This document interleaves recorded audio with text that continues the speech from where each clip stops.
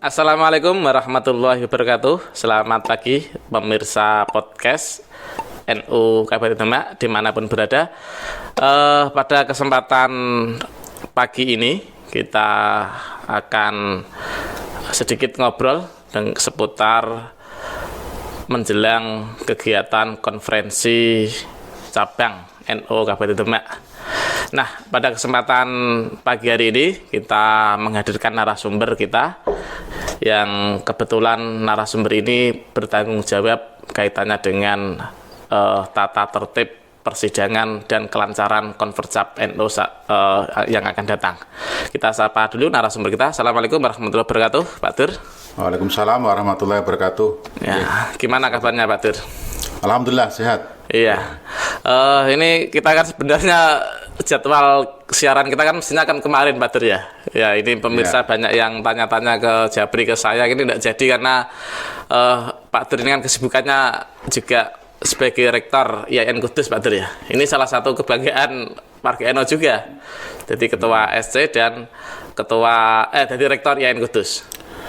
Iya, kemarin itu sebenarnya karena wisuda. Momennya wisuda pagi itu sampai jam 12 karena ada 1247 luar biasa tahun ini memecahkan rekor di IAIN Kudus, rekor IAIN Kudus. Iya, rekor IAIN Kudus 1247 wisudawan sampai jam 12. Terus kemudian karena ini juga di awal kepemimpinan saya jadi rektor, jadi saya ingin menjadikan wisuda ini momen yang betul-betul besar, baik itu secara akademik, kemudian penyelenggaraan dan lain sebagainya. Sehingga saya menghadirkan Pak Dirjen Kementerian Agama Republik Indonesia. Selesai wisuda mestinya memang saya harus ngisi jadwal ini. Tetapi ya karena ada tamu, saya harus menghormati tamu itu semaksimal mungkin dan saya antar ke bandara. Tiba ke Demak ternyata Isa. Iya. Ini saya juga relatif bangga juga. Selaku kader, selaku warga alumni juga ya, punya senior, punya yang hebat, bisa membagi waktu, satu sisi sebagai kesibukan kedinasan sebagai rektor, satu sisi juga ternyata masih menyempatkan khidmah di NU Kabupaten Demak kan gitu. Dan sekarang jenengan sebagai kasih amanah wakil ketua yang sekaligus saat ini ketua SC. Kalau di pengurus harian, saya wakil ketua PCNU. Di kepanitiaan, saya menjadi ketua SC. Konfercap PCNU. SC dan OC. SC itu kalau kita melihat, itu kira-kira biar warga NU itu biar tahu, apa sih bedanya antara SC dan OC, Pak Dur? Mungkin barang. Ya, kalau OC itu bertanggung jawab dan sekaligus mempersiapkan hal-hal yang bersifat teknis, menyiapkan tempat, kemudian nanti konsumsi, bubur rampe, perlengkapan, bagaimana kemudian nanti undangan itu bisa tersebar, tersosialisasi secara masif, semua tahu, ya. Karena ini luar biasa, konfercap tahun ini itu menandakan era baru menurut saya, menyongsong satu abad NU, dan mekanismenya ini nanti keren. Saya menganggap betul-betul keren. Nah, karena ranting nanti itu terlibat secara penuh, tidak seperti biasa. Berarti ini sudah masuk ke teknis SC, bukan OC ya? Oh, ini nanti kalau terkait dengan undangan dan lain sebagainya itu OC. Tetapi kalau SC itu terkait dengan steering committee, materi persidangan, kualitas kegiatan di hari itu, gitu ya. Jadi menjaga marwah konfercapnya. Ya. Jadi menyiapkan tentang draft konsep-konsep tata tertib, kemudian konsep tentang program kerja nanti 5 tahun ke depan itu dirancang oleh SC. Rekomendasi-rekomendasi yang krusial saat ini itu apa yang harus direkomendasi? Berarti itu yang menyiapkan adalah SC. Ya. Nah, karena gini, NU ini kan beda dengan yang lain. Maksudnya yang lain itu Ya, organisasi lain, maksudnya kalau organisasi lain rekomendasi kan sebatas rekomendasi kepada lembaga, baik itu rekomendasi kepada NU Internal maupun eksternal. kan. Tetapi kalau di NU ini kan rekomendasi ini juga mempunyai makna tausiah. atau semacam fatwa. Tapi kalau fatwa nanti beda. Beda. Ada Komisi Bahsul Masail. Oh iya. Bahsul Tapi kan Masail. ada di dalamnya gitu Ada ya. di dalam yang Iya. dikonsep oleh SC, semuanya dikonsep. Berarti oleh SC itu sangat menentukan hitam putihnya ke depan NU ya. Ya, bicaranya memang tidak harus hitam putih, tetapi menentukan kualitas, ya, kualitas dari Convercap itu seperti apa. Kalau Convercap itu nanti berlangsung secara bagus dan berkualitas, tentunya endingnya juga tentunya akan berkualitas pula tentunya ya. Kepengurusannya. Kan harapannya kan seperti itu. Ya, kita berharap semuanya yang terbaik, Iya. yang berkualitas, nantinya juga terpilih kader terbaik dari PCNU. Ini Pak Dur, kalau kita memang ini ranahnya OC, barangkali bisa sedikit disampaikan bahwa ke warga NU, barangkali ini kan sudah ini kira-kira ini walaupun ranahnya OC, kira-kira nanti kapan pelaksanaan Convercap ini, betul? Kalau penentuan tentang tanggal itu gabungan. Gitu. Ya, tidak OC. Ya, ANSI gitu ya. Gabungan antara OC dan SC. Tetapi harus diingat juga karena SC dan OC itu dibentuk oleh PCNU. Itu juga menjadi bagian dari rekomendasi pengurus cabang Nahdlatul Ulama. Rais Syura dan Tanfidiyah menghendaki tanggal berapa. Nah, itu kemudian nanti direspon oleh SC dan OC. Kalau boleh tahu sudah ada hari penentuan belum? Tanggal insya Allah ya. Iya, insya insya Allah, kalau tidak ada perubahan tanggal 4 Desember. 4 Desember 2022. Oh, berarti belum masih ya. Tinggal 1 bulan lagi ya. Ya, tanggal 1 bulan. Rencana di tempat mana, Pak Dur? Ya, kalau kemarin sih alternatif yang paling utama itu di gedung IBHI. IBHI itu Ikatan Gedung Haji. Persaudaraan ya. Gedung Haji yang Indonesia. Karena yang tadi yang di dekat Islamic Center. Jenengan karena tadi bicara Convercap ini tentunya berbeda dengan Convercap sebelum-sebelumnya. Maka tempatnya biasanya itu kan di pondok-pondok pesantren. Sekarang di Gedung Haji. Apa alasannya, Pak Dur? Saya kira ini terkait dengan tentatif waktu yang mepet, yang mepet. Maka kemudian banyak pertimbangan penentuan tentang tempat ini. Itu pun juga sebenarnya tempat ini masih digodok karena belum final. Belum final itu ya? Ya. Nanti tanggal 13 November akan ada rapat lagi tentang eksekusi finalisasi tempat, kemudian persiapan secara keseluruhan dari semua masing-masing seksi bidang, gitu ya. Tentu juga finalisasi draft terkait dengan konsep yang berkenaan dengan Convercap, baik itu tata tertib, program kerja, rekomendasi, masail diniyah dan lain sebagainya. Tadi Pak Dur bicara punya tanggung jawab untuk menghadirkan Convercap yang berkualitas. Harapannya kan seperti itu tadi. Ya. Nah, sejauh mana progres persiapan Pak Dur selaku Ketua SC untuk maju dan menyongsong Convercap yang berkualitas di NU Demak? Ya, sebenarnya kalau draft itu sudah clear. Jadi hal-hal yang berkenaan dengan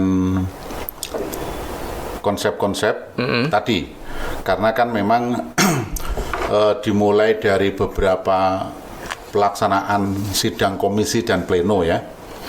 Jadi acara saya kira itu tanggung jawab dari seksi persidangan dan seksi acara, mulai dari pembukaan sampai nanti pelaksanaan dari kegiatan Convercap ini, yang kemudian nanti dilanjutkan dengan beberapa pleno dan sidang-sidang komisi yang tentunya endingnya nanti juga sidang pleno.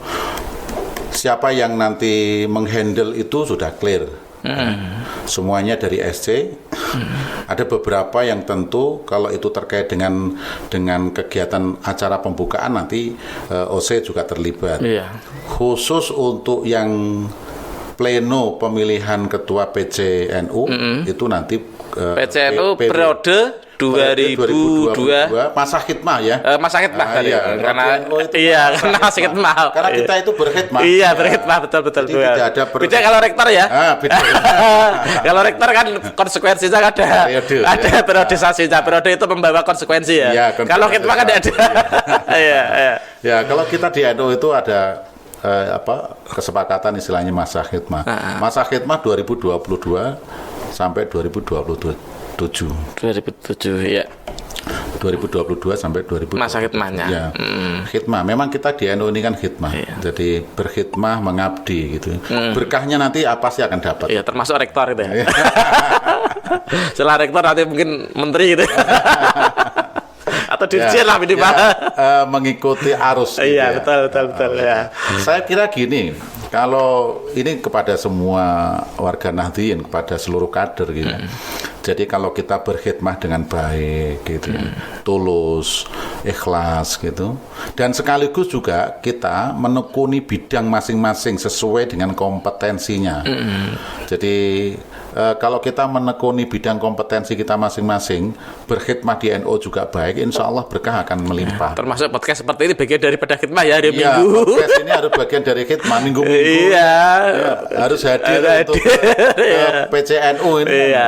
Ngantornya di PCNU ya. Iya, satu minggu gitu ya. Iya, betul. Ini Pak Dur, kaitannya dengan boleh enggak clue-cluenya, karena Pak Dur ini kan bertanggung jawab sebagai ketua SC untuk menghadirkan termasuk leading sektor utamanya kan mengawal prosesi pemilihan ketua yang baru masa khidmah 2002-2007. Ya, gini saya kira. Ada beberapa hal yang tentu ini menjadi kesepakatan dan kesepahaman kita bersama. Kesepakatan pengurus Kesepakatan SC sementara ya.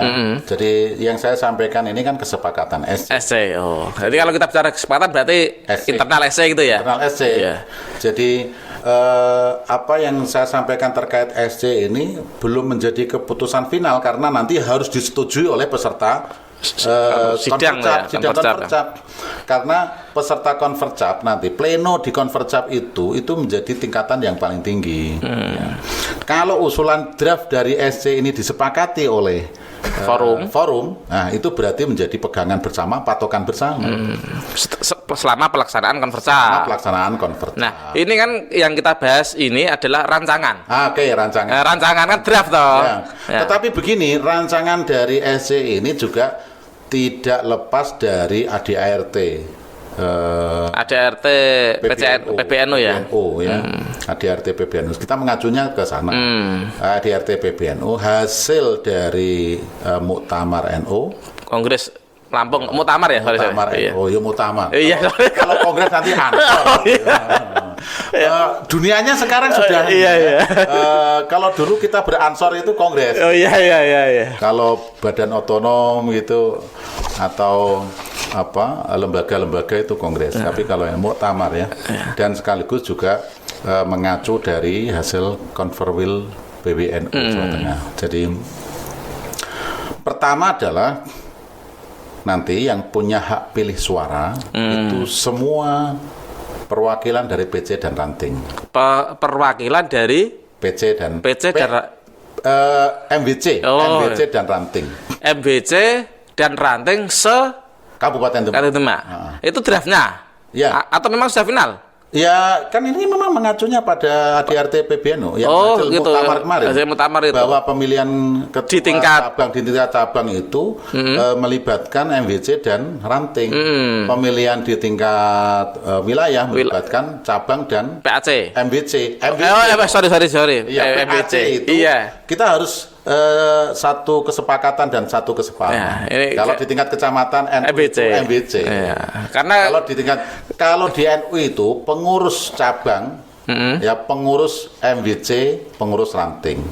Tapi kalau di badan otonom pimpinan cabang, pimpinan PAC, pimpinan Ranting. Ini penguatan ini harus tahu. Iya, penguatan skill sano ya. Ya baik itu mengetahui melalui forum seperti ini kan penting. Iya, ini kan atau kaderisasi. Literasi digital ini. Kalau sudah ikut kaderisasi harus Harus paham ya. Tentang ini, ya betul.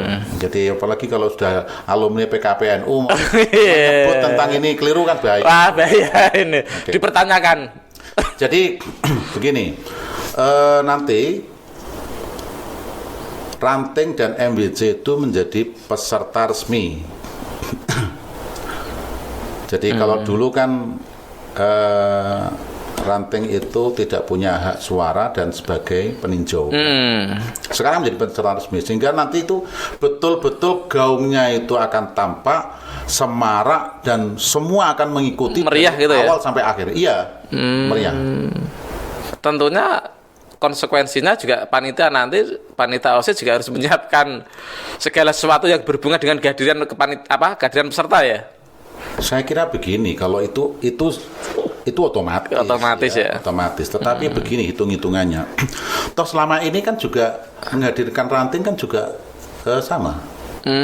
Mereka hadir dan disediai segala sesuatu yang terkait dengan kepesertaan mereka. Itu. Hanya kalau soal kemudian karena keterlibatan Ranting itu ada lebih dalam konteks penyiapannya, saya kira kan nilainya justru lebih besar. Gitu loh. Lebih besar. Gaungnya, semaraknya itu lebih besar. Ibaratnya itu kalau dibandingkan antara menyiapkan sesuatu yang terkait dengan administrasi dan ubur-rampe terkait dengan ini itu dibandingkan dengan nilai semangat, tidak bisa itu tidak bisa dikomparkan ya. Iya, tidak bisa dikomparkan. Hikmahnya itu lebih besar dengan melibatkan Ranting. Dan bisa jadi warga NU baik yang tidak distruktural itu juga bisa mungkin ikut merasakan. Saya kira di mana-mana kalau kita ada muktamar atau penggembira itu penggembira. Ya. Mesti nanti gini, mestinya harus ada stand-stand untuk para ini penggembira. Harus karena muhibin lah. Cinta NU. Saya dulu juga banyak yang ternyata kiai-kiai pondok pesantren yang tidak masuk di struktur kepengurusan itu juga hadir ketika ada kongres. Loh. Iya. Saya pernah tanya, waktu konferensi sebelum di Fathul Huda kemarin itu. Oh iya. Banyak itu kiai-kiai yang tidak, tapi mereka riang gembiraan gitu. Iya, namanya juga penggembira. Selalu gembira. Iya. Ini Pak Dur. Tadi Pak Dur dalam statementnya menyampaikan kali ini itu berbeda karena pengurus MBC atau ketua dan ketua Ranting memiliki hak suara dalam pemilihan itu. Betul ya? Iya, betul. Nah, apakah ketua MBC dan ketua Ranting ini ada klasifikasi, misalnya diverifikasi ranting yang aktif atau tidak, atau pokoknya semua Ranting, semua MBC yang bisa menunjukkan SK kepengurusannya dan masih sah masa khidmatnya bisa mencoblos? Ya, memang sementara ini berdasarkan pada legal formal, ada SK-nya berlaku, dan memang ada kepengurusan.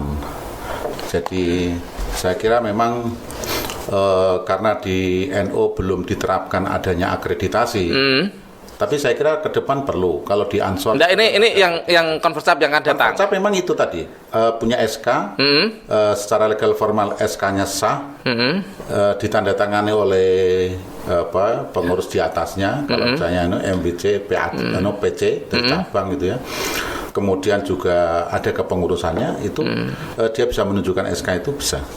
Bahkan kemarin di forum SC itu disepakati juga kalau seandainya ketua Tanfidhiyah misalnya atau baik itu MDC maupun Ranting tidak bisa hadir karena berhalangan gitu. Yang penting ada mandat. Surat tugas. Surat mandat. Oh, surat mandat ya. Surat tugas itu kalau di kantor. Kalau di kantor ya. Surat tugas, ya. Kalau ini surat mandat. Ya, ada surat mandat dari berarti saya interupsi sebentar. Berarti Ranting maupun MBC itu hanya satu. Satu, sama masing-masing. Rois gini, itu kan nanti Rois juga sama. Enggak maksudnya. Nah, tapi gini nanti ya, harus dibedakan model pemilihan. Kalau Rais Suriah menggunakan ahwa, kalau Tanfidhiyah pemilihan voting. Tetapi pemilihan voting nanti juga harus mendapatkan, ketika nanti sudah mendapat suara terbanyak, harus ada izin dari persetujuan dari Surya. Jadi kalau Surya itu memang kemarin sudah disepakati limit waktunya Ahwa ya betul Ahwa nanti dipilih 5 terbanyak dan ini nanti kami sosialisasikan, makanya ini MBC Ranting juga perlu tahu. Jadi nama-nama usulan untuk siapa-siapa saja yang masuk Ahwa itu harus sudah masuk 1 minggu sebelum Konvercap. Ya. Ini pengurus ini juga harus tahu ya. Harus tahu, ya. 1 minggu. Nah, makanya podcast ini penting. Nanti betul. Lah ini kan bagian daripada kita mensosialisasikan kegiatan Konvercap. Jadi 1 minggu sebelum Konvercap, nama-nama usulan siapa kiai-kiai yang masuk di Ahwa itu sudah masuk ke SC ya, panitia ya. Iya. Tetapi juga ini baru rancangan ya. Nanti bagaimana kesepakatan di hasil dari Konvercap sekaligus rapat Ahwa. Kalau kemarin di SC itu Roe Surya itu boleh nanti seandainya misalnya Ahwa 5 orang ini memilih Roe Surya di luar dari Ahwa ini yang 5 orang itu boleh. Tidak harus 5 yang 5 orang itu ya di dalamnya. Ya, kalau seandainya 5 orang di Ahwa itu yang malah bagus kan, karena memang sudah mendapatkan legitimasi karena berdasarkan usulan masing-masing yang mengusulkan MBC dan Ranting. Ya. MBC dan Ranting. Jadi nanti ketika Konvercap itu sudah melakukan satu nama-nama by name ya, kira-kira dan seterusnya, tinggal nanti diambil 5 yang terbanyak gitu ya. 5 yang terbanyak. Itu kalau yang Ahwa ya. Yang Ahwa. Kalau yang nanti ketua Tanfidiyah itu kemarin sepakati untuk bisa maju ke tahap calon. Ini kan bakal calon. Kita pertama bakal calon. Nah, ini kita bakal calon siapa dulu kan nggak tahu ini SC ini kan. Pokoknya siapapun. Nggak ada pendaftaran. Ya ini kan kita kan masih kontak tugas dan pemenang SC-nya dulu kan gitu. Jadi untuk Tanfidiyah itu untuk bakal calon yang nanti bisa lolos menjadi calon itu harus mengantongi suara minimal 99. 99. Ya. 99 suara. Ya, suara. Untuk masuk sebagai berikutnya. Ya. Karena asumsinya kalau Ranting itu sekitar 200 berapa itu ya? 248-an. 248 sekitar itulah ya. Sama MBC. Pastinya ya. MBC 14. Ya, tambah SBC 14 berarti kan sekitar 200. Ya, sekitar 60-an lah. Ya, 262. Artinya ada kemungkinan 3 calon, mungkin lah ya. Kalau asumsinya berdasarkan minimal 99. Oh, 99 ya. 99. 99 itu memang dasarkan dari Perkum, Muktamar atau Istihad SC. Ya. Ini kan harus jadi misalnya nanti ini yang mendengar, yang punya kan minimal sudah mapping suara dulu kan itu. Ya, sebenarnya begini, kalau di hasil muktamar kan tidak tegas untuk menyatakan berapa. Oh, gitu. Ya, tetapi ini memang berdasarkan pada tentu mengacunya kepada ADRT dan hasil muktamar. Hanya kan harus dilihat pada konteks lokalnya, lokal wisdomnya bagaimana. Kalau 99 mau diterapkan di Kudus kan ya nggak mungkin. Iya, beda ya. Atau misalnya 99 diterapkan di Salatiga hanya 1 orang. Tetapi karena ini Demak loh. Ini Demak gitu loh. Kan gitu. Demak itu NU-nya besar, Rantingnya hidup semuanya gitu. Dan aktif semua, mayoritas gitu. Jadi kalau misalnya di Demak nanti minimal itu 50 suara ya banyak. Berarti Berarti itu berdasarkan dari mapping tadi ya? Ya, dari mapping SC. Tetapi yang perlu diingat begini, harus diingat. SC ini betul-betul sangat hati-hati dan sangat antisipatif terhadap apapun nanti yang terjadi di lapangan. Dan tidak boleh memihak ya? Nggak boleh memihak. Harus independen ya. Jadi begini, tadi kan kelas syarat minimal 99. 99. Untuk bisa masuk ke tahap berikutnya. Tahap calon. Iya. Tetapi kalau seandainya ada calon di bakal calon ini ya, kok ada bakal calon itu yang masuk ke tahap calon, dia sudah mendapatkan 50% plus 1. Langsung tetapkan jadi. Oh gitu. Iya. Berarti 50% plus 1 langsung tetapkan. Iya, 50% plus 1 Ya tentu dengan apa itu izin dari Surya. Setelah gitu. Surya merestui, tentu harus mendapatkan restu dari Surya. Ya. Betul. Karena begini, kalau kemudian dia di tahap pertama sudah mendapatkan 50% plus 1. Tiba-tiba ketika tidak ada klausul itu, hanya klausulnya minimal 99, kemudian dia harus dipaksa untuk maju lagi di tahap kedua berikutnya. Dan ternyata ada 1-2 pendukungnya masuk angin gitu. Akhirnya di tahap kedua dia kalah, kan menjadi ironi. Betul ya. Karena sudah 50% tapi di ternyata awal sudah 50% plus 1, maka dia ini. Setelah jadi seandainya ada 5 bakal calon sudah mendapatkan 50% plus 1, nanti diajukan ke Roy Surya untuk mendapatkan restu. Persetujuan itu ya? Ya, persetujuan. Mendapatkan restu dari Roy Surya. Kalau Roy Surya merestui, ya sudah. Jalan itu ya? Jadi gitu ya. Nah, ini Pak Dur. Tadi karena ini sudah bicara ke ranah-ranah teknis. Sebenarnya tadi banyak yang ingin saya gali di awal-awal, tapi ini sudah teknis karena di awal-awal nggak apa-apa. boleh saja.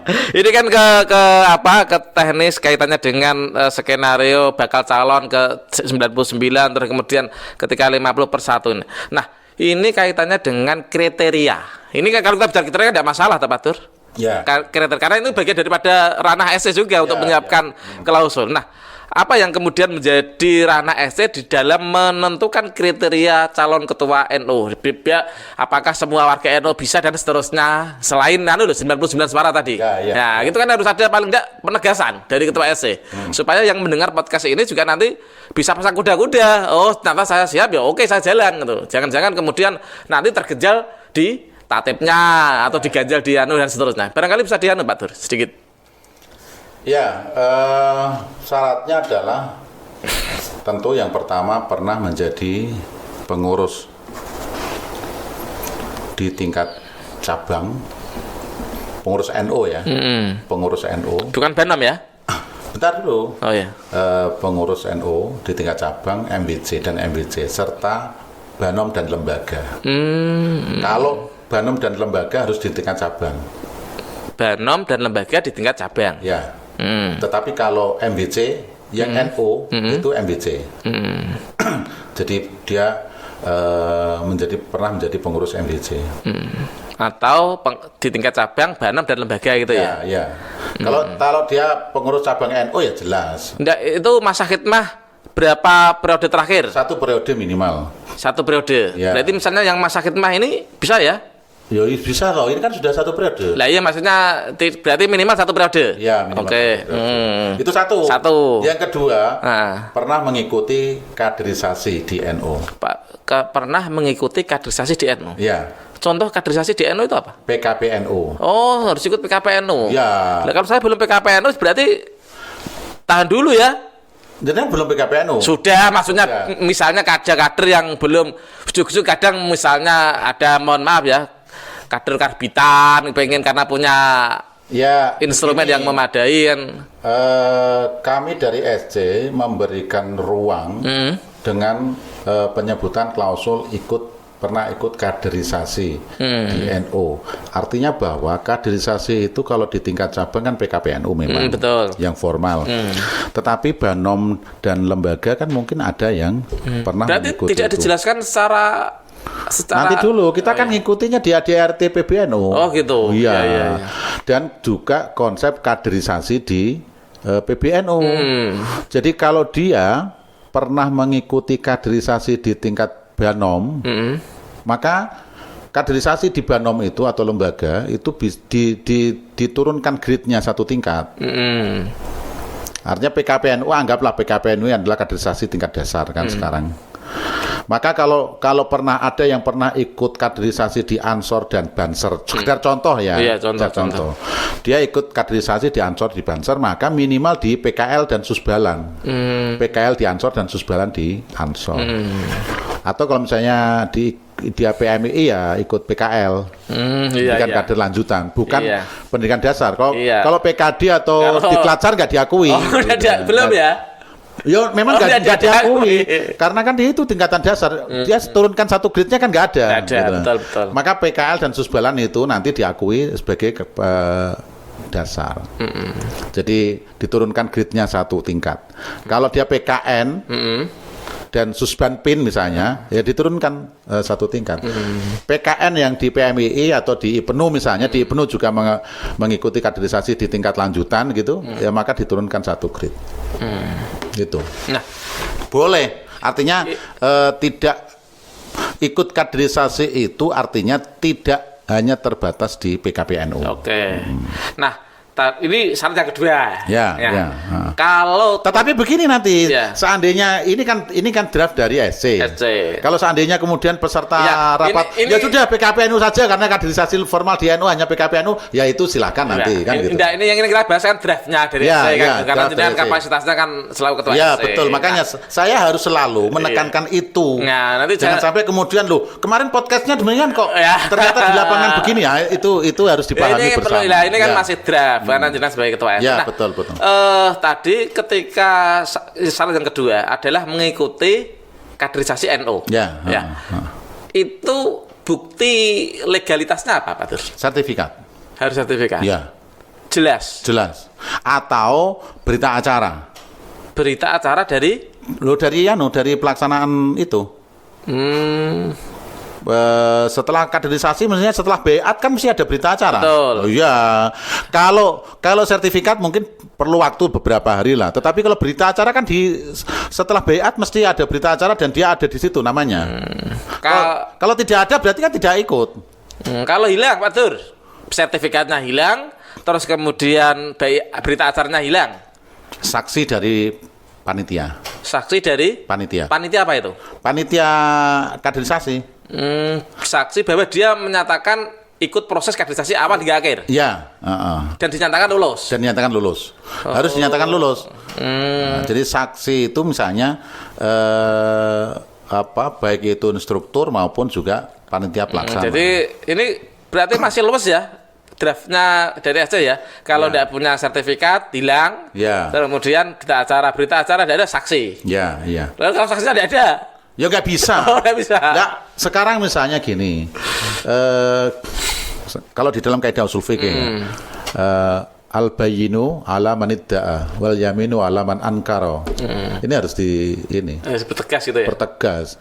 Kalau kemudian dia menyatakan sesuatu, harus ada buktinya dong. Kalau tidak ada bukti ya nggak bisa. Gitu.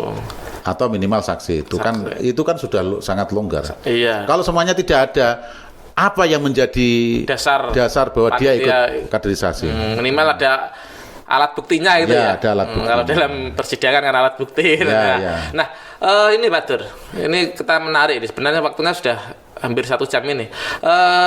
Ada enggak misalnya harus kaderisasinya di Kabupaten Demak atau di luar, misalnya saya dari Jakarta atau saya dari Papua, saya kemarin ikut kaderisasi di Papua tapi saya tidak punya misalnya kan gitu. Lah itu bisa enggak? Bisa lah. Oh, jadi kaderisasinya tidak harus di Iyalah, kan namanya kaderisasi itu bisa dilaksanakan dimanapun. yang penting dia bisa menunjukkan legalitas dan alat bukti tadi. Ya, dia bisa menunjukkan legalitas alat bukti itu. Oke. Kalau seandainya misalnya justru itu yang melakukan PWNU atau PWNU atau PBNU, Oh. kan kita nggak mungkin bisa mengingkari itu kan. Iya, betul, gitu. betul. Dan itu mesti harus diakui secara legal formal. Betul. Gitu. Itu syarat yang kedua. Cara yang kedua Syarat yang ketiga sudah cukup. cukup. Berarti kalau melihat syarat ini juga sebenarnya tidak sulit-sulit amat juga ya. Iya. Kader NU atau warga Nahdiyin yang ingin ikut Ya. Karena begini sebenarnya SC pengen nanti ada kesempatan itu terbuka lebar untuk siapapun yang ikut berkhidmah di PJNU. Artinya proses itu harus dibuat semaksimal mungkin bisa mengakomodir banyak potensi. Soal kemudian bahwa ada banyak potensi yang kemudian nanti terkait dengan penjaringan itu kan akan tersaring dengan sendirinya. Gitu. Akan tersaring secara alami. Apakah memang figur ini layak untuk pilih oleh ranting dan forum itu kan nanti akan buktinya nanti di forum nanti tentunya ya. Karena memang begini, saya kira pemilihan dengan hanya 14 MWC dengan melibatkan ranting itu pasti beda. Betul. Beda, karena ini melibatkan banyak orang. Girohnya berbeda juga. Girohnya berbeda, melihat tentang figur pasti juga berbeda. Iya, karena mungkin bisa jadi bahwa pilihan ranting itu beda dengan pilihan MWC. Oh, beda, sangat beda. Iya, sangat beda. Kalau saya melihat ranting kan dikasih kemerdekaan ya, iya, untuk menentukan. Apalagi nanti. Kalau ini ranahnya NU, ranting pun juga rata-rata para kiai, para tokoh di tempatnya masing-masing. Lokal masing-masing. Iya. Pengalaman saya waktu di Ansor saja, yang melibatkan ranting itu aja. Lo kok bicara Ansor pernah jadi aktif di Ansor? Saya kan ketua Ansor. Ketua Ansor masa khidmah 2013 sampai 2017. Dan itu pilihan langsung, semua ranting. Ranting. Iya. PAC dan ranting. Gitu. Ini kayak rasa-rasanya juga sudah siap untuk Pak Dur ya. Setelah SC layak untuk. Ya, inilah proses itu biar alami. Oh iya, oke. Ini Pak Dur, karena kita sudah cukup komplit dan lengkap sehingga sedikit bisa memberikan pencerahan kepada warga NU khususnya Kabupaten Demak dalam rangka untuk memberikan literasi digital terhadap pelaksanaan Konvercap NU Demak besok yang akan datang bulan Desember. Kira-kira sedikit closing statement Pak Dur untuk warga NU Demak khususnya dan umumnya Jawa Tengah. Begini, kami atas nama Ketua SC Konvercap PCNU Kabupaten Demak tahun 2022 ini berharap kontribusi dan sekaligus peran serta seluruh warga NU, seluruh kader NU dimanapun berada, wabil khusus di Kabupaten Demak, untuk sama-sama menyongsong dan mensukseskan Konvercap PCNU Kabupaten Demak tahun 2022 ini. Tentu NU ke depan menjadi tanggung jawab kita bersama. Bukan hanya tanggung jawab SC, bukan hanya tanggung jawab panitia, tetapi tanggung jawab dari seluruh warga NU, seluruh kader NU. Ke depan, NU kita jadikan sebagai ajang untuk pengabdian, ajang untuk berkhidmah, dan sekaligus juga kita berharap NU semakin besar dan semakin memberikan berkah kepada seluruh warganya. Demikian dari saya, kurang lebihnya saya mohon maaf. Walafu minkum wallahul muwaffiq ila aqwamit thoriq. Wassalamualaikum warahmatullahi wabarakatuh. Waalaikumsalam warahmatullahi wabarakatuh. Terima kasih banyak Pak Dur atas forum hadirnya di diskusi podcast NU Demak. Satu kata, sama-sama. Podcast NU Demak. Podcast NU Demak semakin berkualitas dan semakin jaya. Iya, terima kasih Pak Dur atas support dan semangatnya bagi pengelola podcast NU Demak. Demikian pemirsa podcast NU dimanapun berada, ngobrol santai di hari Minggu dalam rangka untuk membahas sedikit kaitannya dengan pelaksanaan Konvercap NU yang insya Allah akan dilaksanakan tanggal 4 Desember. Hari Ahad. Sorry, hari Ahad, bukan hari Minggu. Hari Ahad 4 Desember 2022. Insya Allah di gedung Haji Kabupaten Demak. Demikian yang bisa saya sampaikan. Akhirul kalam, wa wal muwaffiq ila thoriq. Wassalamualaikum warahmatullahi wabarakatuh.